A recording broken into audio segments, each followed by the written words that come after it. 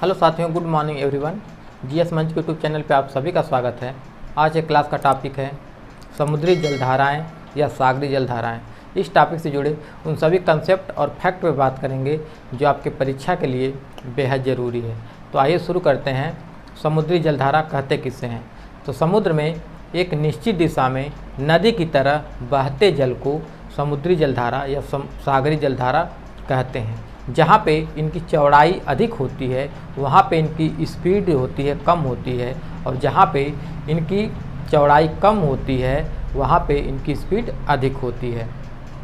और इनकी जो स्पीड होती है 1 से लेके 10 किलोमीटर प्रति घंटा होती है, और यह लगभग 1 मील गहराई के साथ बहती हैं। अब देखेंगे कि जैसे इसके पहले चैप्टर में हम पवनों को पढ़े थे, तो पवनों में देखे थे कि जब पवन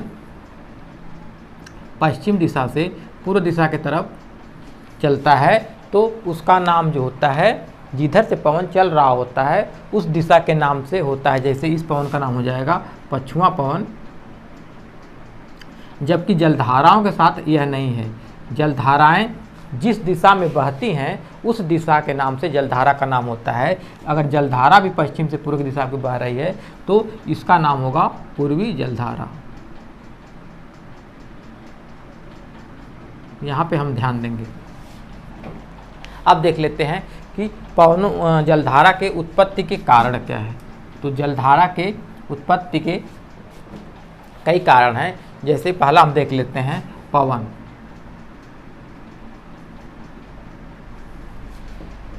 जब समुद्री सतह पे पवनें स्पीड में चलती हैं तो समुद्र की सतह को धक्का देते हुए चलती हैं, जिससे जलधारा का निर्माण होता है।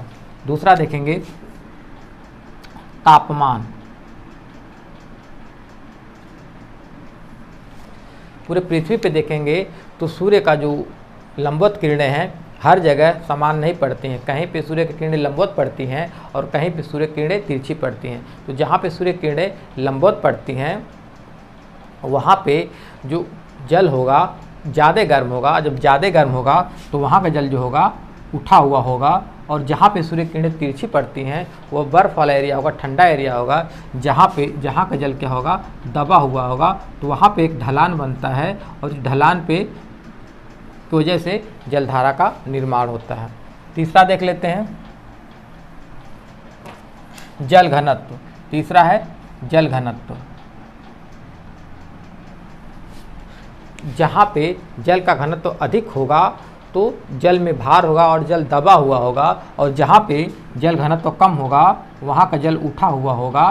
तो वहाँ भी एक ढलान का निर्माण होता है जिससे जलधारा की उत्पत्ति होती है। वैसे ही देखेंगे चौथा कारण है वाष्पन।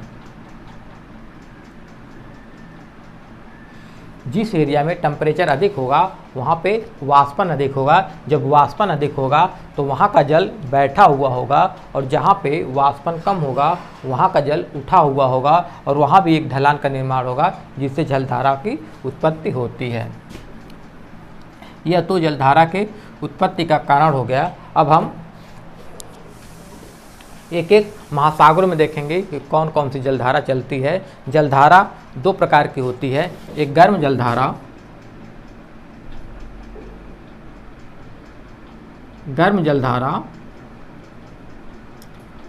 और दूसरी है ठंडी जलधारा। एक चीज़ हम ध्यान देंगे कि जलधारा के विषय में कि जो भी जलधारा विषुवत रेखा से ध्रुवों की तरफ बढ़ेंगी वह हमेशा गर्म जलधारा होंगी, क्योंकि सूर्य की किरणें लगभग पूरे साल भर विषुवत रेखा पे लंबवत पड़ती हैं, जिसकी वजह से यहाँ का जल गर्म होता है। और जो जलधारा विषुवत रेखा से ध्रुव की तरफ चलेंगी वह हमेशा उत्तरी ध्रुव या दक्षिणी ध्रुव गर्म जलधारा होगी, और जो जलधारा ध्रुव से उत्तरी ध्रुव या दक्षिणी ध्रुव से विषुवत रेखा की तरफ आएंगी वे जलधाराएं हमेशा ठंडी जलधाराएं होंगी। अब देखते हैं यहाँ पे प्रशांत महासागर है, और यह भी एरिया जो होगा प्रशांत महासागर का एरिया होगा। यहाँ पे हिंद महासागर है और यह है अटलांटिक महासागर है। तो यहाँ पे देख लेते हैं यहाँ पे, और विषुवत रेखा के जो सहारे जलधारा चलेगी उसे विषुवत रेखी जलधारा कहते हैं। और विषुवत-रेखी जलधारा के विपरीत भी एक जलधारा चलती है जिसको विषुवत-रेखी विपरीत जलधारा बोलते हैं, और ये जलधारा गर्म जलधारा है। तो हम देखेंगे यहाँ पे अलास्का प्रांत है जो यूएसए का प्रांत है, और अलास्का प्रांत के तट पे एक अलास्का नाम की जलधारा चलती है जो कि गर्म जलधारा है। लेकिन यहाँ पे हम ध्यान देंगे कि जो अलास्का प्रायद्वीप है या अलास्का जो प्रांत है यह पूरा बर्फ़ से ढका हुआ प्रांत है। तो यहाँ पे कंफ्यूज करने के लिए प्रश्न पूछ सकता है कि अलास्का जो है यह गर्म जलधारा है कि ठंडी जलधारा है। तो हम ध्यान देंगे कि ये अलास्का जो है यह गर्म जलधारा है। उसी के नीचे उत्तर से दक्षिण की तरफ मतलब ध्रुव से विषुवत रेखा की तरफ एक जलधारा आ रही है जिसका नाम है कैलिफोर्निया जलधारा, और यहाँ पे कैलिफोर्निया की खाड़ी और कैलिफोर्निया तट है, इसी के नाम से इस जलधारा का नाम पड़ा है। और इस जलधारा जो है यह जलधारा ठंडी जलधारा है। अब देख लेते हैं नीचे जो है यहाँ पे दक्षिणी अमेरिका महाद्वीप है, और दक्षिणी अमेरिका महाद्वीप के पश्चिमी तट पे यहाँ जो जलधारा चलती है नीचे, यह पश्चिमी जलधारा के नाम से जाना जाता है। जो जलधारा यहाँ चल रही है पश्चिमी जलधारा के नाम से जाना जाता है, जो ठंडी जलधारा है। और जैसे ही यहाँ पे दक्षिण अमेरिका महाद्वीप का पश्चिमी तट मिलता है, यह दो भागों में डिवाइड हो जाती है। एक भाग जो है पेरू के तट पर चला जाता है, दूसरा भाग आगे बढ़ जाता है। तो जो जलधारा पेरू के तट पे चला जाता है तो इसको पेरू जलधारा या इसी का नाम हम्बोल्ट जलधारा है जो कि ठंडी जलधारा है। अब आगे बढ़ेंगे तो दक्षिणी अमेरिका महाद्वीप का यहाँ पे फाकलैंड द्वीप है, अर्जेंटीना देश है, तो यहाँ का फाकलैंड द्वीप है, और फाकलैंड द्वीप से जो जलधारा घूम जाती है विषुवत रेखा की तरफ, ये अभी फाकलैंड जलधारा के नाम से जानी जाती है जो कि ठंडी जलधारा है। अब यहाँ देखेंगे कि यही जलधारा फिर पश्चिमी जलधारा आगे बढ़ती है, और यहाँ पे अफ्रीका महाद्वीप है। अफ्रीका महाद्वीप के पश्चिमी तट पे यहाँ पे फिर जलधारा जो है दो भागों में डिवाइड हो जाती है, और जो अफ्रीका महाद्वीप के पश्चिमी तट पे जाती है जलधारा उसका नाम है बेंगुएला जलधारा जो कि ठंडी जलधारा है। फिर यह जलधारा आगे बढ़ जाती है, और यहाँ पे देखेंगे कि यह ऑस्ट्रेलिया महाद्वीप है, और ऑस्ट्रेलिया महाद्वीप के जो पश्चिमी तट है यहाँ पे भी जलधारा दो भागों में डिवाइड हो जाती है। एक तो जलधारा आगे बढ़ जाती है पश्चिमी जलधारा, और एक भाग जलधारा जो है ऑस्ट्रेलिया के पश्चिमी तट पे चली जाती है जिसका नाम है पश्चिमी ऑस्ट्रेलियाई जलधारा, ये भी ठंडी जलधारा है। अब यहाँ पे देखेंगे कि विषुवत रेखा के सहारे विषुवत रेखी जलधारा जो गर्म जलधारा है, यहाँ पे ब्राज़ील देश है, तो ब्राज़ील देश का तट होने की वजह से ही यह जलधारा जो है दो भागों में डिवाइड हो जाती है। एक जलधारा जो है इधर कैरेबियन द्वीप के पास चली जाती है, और दूसरी जलधारा ब्राज़ील के तट पे चलने लगती है। तो जो ब्राज़ील के तट पे जलधारा चलती है, ब्राज़ील देश के नाम पे ही उसका नाम ब्राज़ीलिया जलधारा या ब्राज़ील जलधारा पड़ा है। अब आएंगे उत्तरी अटलांटिक महासागर में, तो यहाँ देखेंगे कि जो जलधारा कैरेबियन द्वीप के आसपास चली जाती है तो उसका नाम है कैरेबियन जलधारा जो कि गर्म जलधारा है। और यही कैरेबियन जलधारा जब कैरेबियन द्वीप से आगे बढ़ती है तो इसका नाम हो जाता है गल्फ स्ट्रीम जलधारा, यह भी गर्म जलधारा है। और यही गल्फ स्ट्रीम जलधारा जो लेब्राडोर जो ग्रीनलैंड द्वीप है उसके दक्षिणी किनारे से होते हुए यह नॉर्वे देश, यहाँ पे जो नॉर्वे देश है इसके नाम से इसका नाम नॉर्वेजियन जलधारा पड़ जाता है। और यहाँ पे जो है गल्फ स्ट्रीम जलधारा दो भागों में डिवाइड हो जाता है, एक इरकिंजर जलधारा और दूसरा है नॉर्वेजियन जलधारा। और यही जलधारा जब आगे जाती हैं तो वहाँ पे ध्रुव पे जो बर्फ़ वाला एरिया है, यह जो गर्म जलधारा उसको पिघलाती हैं, और फिर एक जलधारा का निर्माण हो जाता है जो ग्रीनलैंड देश है, ग्रीनलैंड द्वीप है उसके पूर्वी किनारे से चलती हैं जिसका नाम है पूर्वी ग्रीनलैंड जलधारा जो कि ठंडी जलधारा है। और वहीं यहाँ पे ग्रीनलैंड द्वीप है और यह कनाडा का बैफिन द्वीप है, इनके मध्य में जो जलधारा उत्तर से दक्षिण की तरफ आ रही हैं इसका नाम है लेब्राडोर जलधारा जो कि ठंडी जलधारा है। और यहाँ पे उत्तर से देखेंगे दक्षिण की तरफ एक जलधारा आ रही है, यह भी ठंडी जलधारा है जिसका नाम है कनारी जलधारा। इस प्रकार हम यहाँ देख रहे हैं तो एक क्लॉकवाइज सर्किल का निर्माण हो रहा है, यहाँ पे एक क्लॉकवाइज सर्किल का निर्माण हो रहा है। हम देखेंगे कि उत्तरी गोलार्ध में ठंडी और गर्म जो जलधारा मिलके क्लॉकवाइज सर्किल बनाती हैं, जबकि उत्तरी गोलार्ध में ठंडी और गर्म जलधारा मिलके एंटी क्लॉकवाइज सर्किल आते हैं। यहाँ हिंद महासागर में देखेंगे एंटी क्लॉकवाइज सर्किल है, यहाँ पे देखेंगे कि दक्षिणी अटलांटिक महासागर में एंटी क्लॉकवाइज सर्किल है, जबकि जो उत्तरी अटलांटिक महासागर है यहाँ पे क्लॉकवाइज सर्किल बनता है। और इस क्लॉकवाइज सर्किल के बीच में एक सारगैसो नामक घास उगती है जो शैवाल से निर्मित होती है, और इसी सारगैसो जो घास है इसी के नाम से यहाँ सारगैसो सागर का नाम पड़ा है। और जो सारगैसो सागर है, इससे प्रश्न पूछा जाता है कि कौन सा ऐसा सागर है जो तटविहीन सागर है, जिसके पास तट नहीं है, तो वह सारगैसो सागर है जिसके पास तट नहीं है। अब देखेंगे कि यहाँ पे जहाँ जहाँ हम देखें कि यहाँ पे गर्म जलधारा जा रही है और उधर से ठंडी जलधारा लेब्राडोर आ रही है, तो गल्फ स्ट्रीम जलधारा और ठंडी जो लेब्राडोर जलधारा है जब आपस में मिलती हैं तो वहाँ पे धुंध हो जाता है, कोहरा छा जाता है। और जहाँ पे ठंडी और गर्म जलधारा मिलती हैं वहाँ पे लैक्टन नामक घास उगती है जो मछलियों के भोजन के लिए जानी जाती है। जो लैक्टन घास है वह मछलियों के भोजन के लिए जानी जाती है, और यहाँ पे मछली बहुत ज़्यादा संख्या में पाई जाती हैं, और यह मछली पालन केंद्र या मछली पकड़ने का सबसे बड़ा केंद्र होता है। और दूसरा कारण ये भी वहाँ पे है कि जब ठंडी जल में जो मछलियाँ आती हैं उनको एकाएक जो होता है गर्म जल मिलता है, और जो गर्म जल की मछलियाँ होती हैं उनको एकाएक ठंडा जल मिल जाता है, जिससे वह अचेतावस्था में हो जाती हैं। इसकी वजह से भी वहाँ मछली बहुत संख्या में पकड़ा जाता है। अब देखेंगे कि जो एंटी क्लॉकवाइज और जो क्लॉकवाइज सर्किल है इसको नाम एक दिया गया है गेयर, GYRE, गेयर या गेरल।